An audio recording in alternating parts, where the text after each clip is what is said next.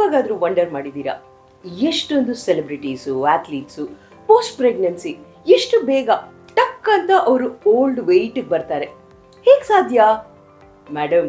ಅವ್ರಿಗೇನು ಮೇಡಮ್, ಒಂದು ದೊಡ್ಡ ಟೀಮ್ ಇರುತ್ತೆ, ಗೈಡ್ ಮಾಡ್ತಾರೆ, ಅದಕ್ಕೆ ಅವರು ಅಷ್ಟು ಈಸಿಯಾಗಿ ಓಲ್ಡ್ ವೆಯ್ಟಿಗೆ ಬರ್ತಾರೆ. ನೋಡಿ, ನಮ್ಮ ಕ್ಲಯಂಟ್ ನಿತ್ಯ ಅಂತ ಅವರ ಒಂದು ಎಕ್ಸ್ಪೀರಿಯನ್ಸ್ನ ನಿಮಗಲ್ಲಿ ಹಾಕ್ತಾ ಇದ್ದೀನಿ. ಅವರಿಗೆ 8 ಮಂತ್ ಓಲ್ಡ್ ಬೇಬಿ ಇದೆ. ನಿಮ್ಮ ಥರನೇ ಸಿಕ್ಕಾಪಟ್ಟೆ ಕನ್ಫ್ಯೂಷನ್ ಇತ್ತು ಅವರಿಗೆ. ಜಾಯ್ನ್ ಆಗೋಕ್ಕೆ ಮುಂಚೆ ಜಾಯ್ನ್ ಆಗ್ಬೋದಾ, ಜಾಯ್ನ್ ಆಗಬಾರ್ದಾ, ನಾನೇನಾದರೂ ವೆಯ್ಟ್ ಲಾಸ್ ಮಾಡಿಕೊಂಡ್ರೆ ಮಗುವಿಗೆ ಫೀಡ್ ಮಾಡ್ತಾ ಇದ್ದೀನಿ, ಅದಕ್ಕೇನಾದ್ರು ತೊಂದರೆ ಆಗ್ಬೋದಾ ಅಂತ ಅವರ ಎಲ್ಲ ಕ್ವೆಶನ್ಸ್ಗೆ ಎಷ್ಟು ಚೆನ್ನಾಗಿ ಆನ್ಸರ್ ಬಂದಿದೆ.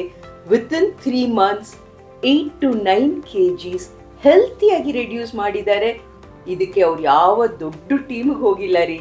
ನಮ್ಮ ಅಲಾಮಿರಾಪ್ ನ್ಯೂಟ್ರಿಷನ್ನ ಕಾಂಟ್ಯಾಕ್ಟ್ ಮಾಡಿದ್ರು. ನಮ್ಮ ಡಯಟಿಷಿಯನ್ಸ್ ಅವರ ಜೊತೆ ಅವ್ರಿಗೇನು ಬೇಕು, ಏನು ಸೂಟ್ ಆಗುತ್ತೆ, ಸೂಟ್ ಆಗಲ್ಲ ಅಂತ ಪ್ರತಿ ದಿವಸ ಅವ್ರ ಕೈ ಹಿಡಿದು 90 ಡೇಸಲ್ಲಿ ಇಂಥ ಅಮೇಝಿಂಗ್ ಟ್ರಾನ್ಸ್ಫರ್ಮೇಷನ್.